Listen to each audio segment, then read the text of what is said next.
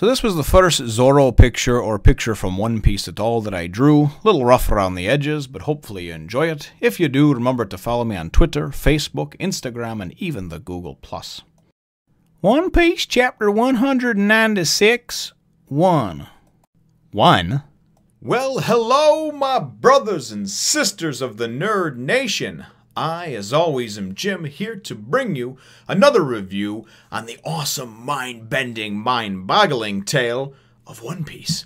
Our last chapter, of course, saw us finishing off Volume 21, and as we start in here on Volume 22, Volume 21 really came to its ending and really closed with a bang.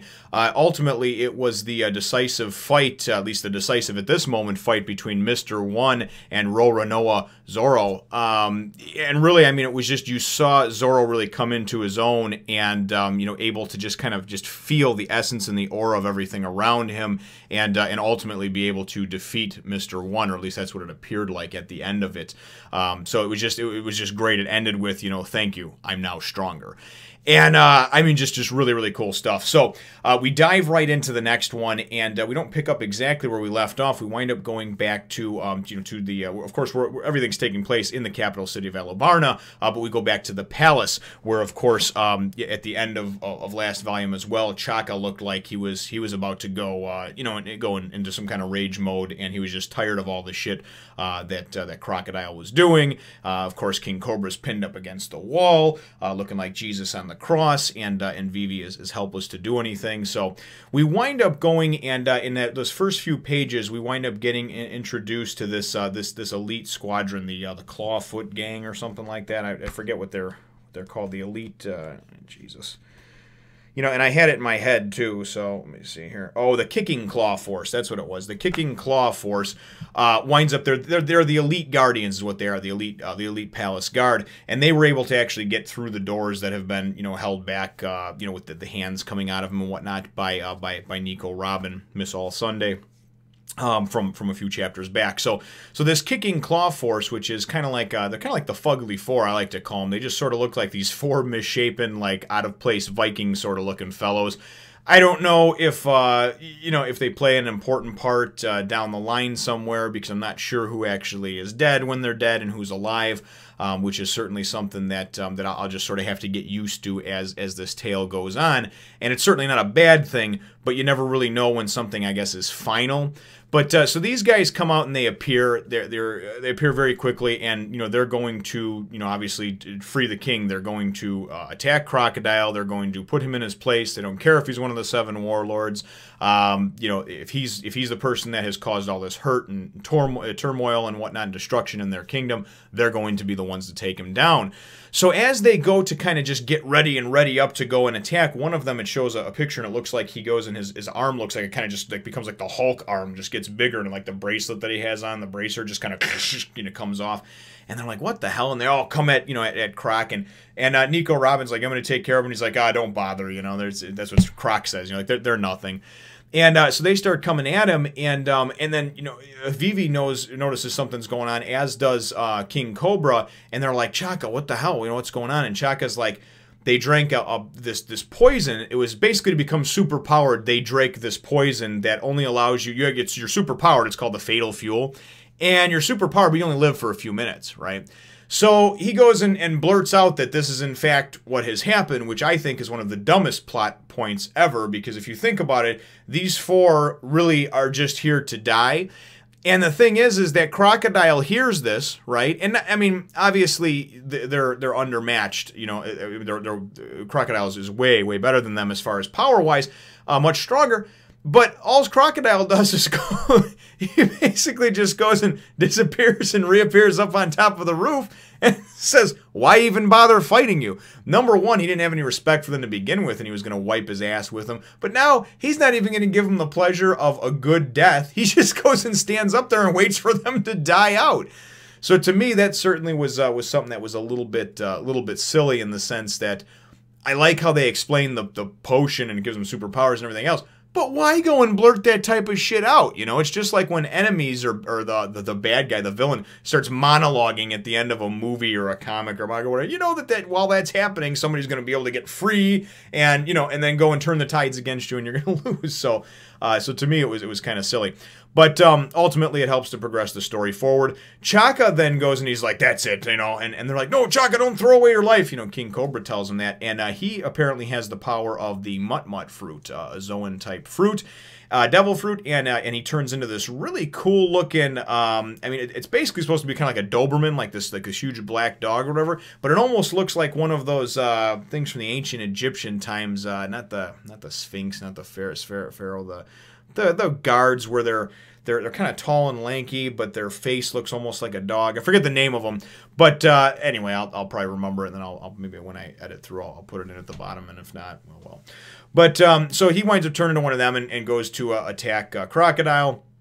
And as we know, Crocodile is not going to be beaten so easily, especially by someone there. We know that battle is reserved for him and Luffy, I think, you know, providing we actually see Luffy at some point. I think he's been absent for about 15 or 20 chapters. So, but certainly the action has not died down at all. So then the rest of the chapter is really just kind of breaking down and bringing everybody back together. We then go in after the several pages, probably close to half of the chapter, we then go and finally see a double page, you know, 2 pages of the aftermath or the ending of that fight between Mr. One and Zoro.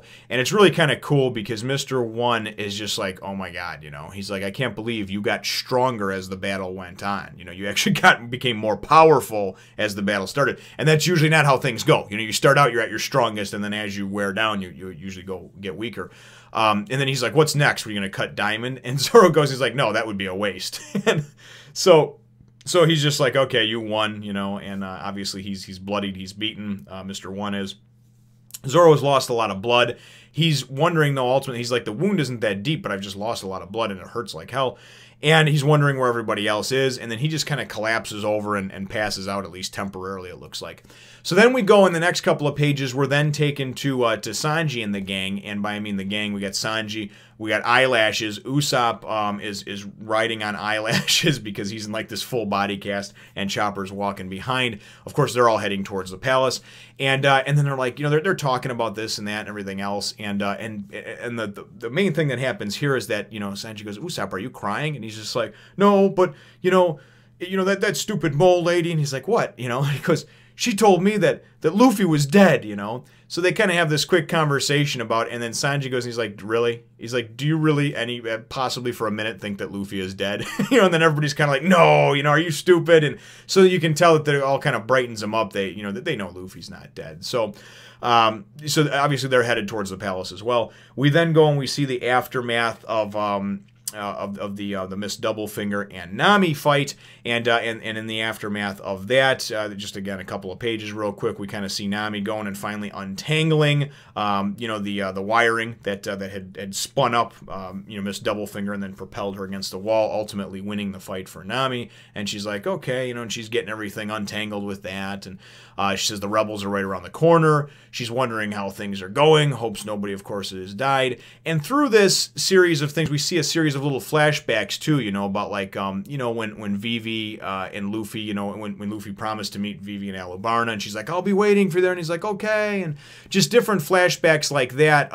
You know, for instance, when she talked about, you know, paying them for their services or whatever, and Nami said, oh yeah, you know, the real way you can compensate a pirate is with money, you know, and just different stuff like that. And it's mainly just kind of them reminiscing on what has happened leading up to this, and ultimately their affection for Vivi and for trying to, you know, wanting to try to help her to stop this rebellion, to stop this war, and to save this country. So that's really what the series of different little flashbacks are integrated into these pages for. At least that's what I see from them. So then we go, and the chapter goes and ends up shortly after that. We go back to, you know, we go back to the palace, and as we, at least as I thought anyway, Chaka was very handily defeated. He's laying there, just kind of laying backwards, bloodied and broken. Crocodile makes something about how, you know, and his claws, you know, his hook is all bloodied, you know, so he obviously ran him through, stabbed him, what have you, and you know, and makes you know, makes some mention about, you know, the weak and you know, not being able to beat him type of thing, just the big strong man sort of thing.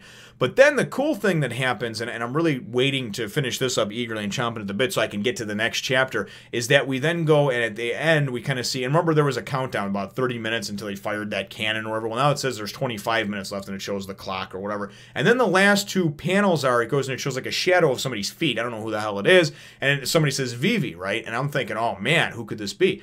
And then, you know, and she's like, and then she's kind of got this shocked look on her face. So I don't know who this is. Is it Luffy? Is it Koza? Is it Igaram? Is it Jehovah's Witnesses? You know, is it somebody selling Bibles? I have no clue. So I'm going to obviously wrap up over here and then get right onto that. So my chapter question for you all is, and I'm sure that these are thrown in from time to time, but what do you think of the Clawfoot gang or the Clawfoot Force or the Clawfoot group or whatever there? To me, they kind of look like a goofy Cartoon Network reject, Motley Crue, Viking sort of fellas. You know, you get the tall, skinny guy, you got the short, fat guy, you got, you know, one guy's got a sword, one guy's got an axe.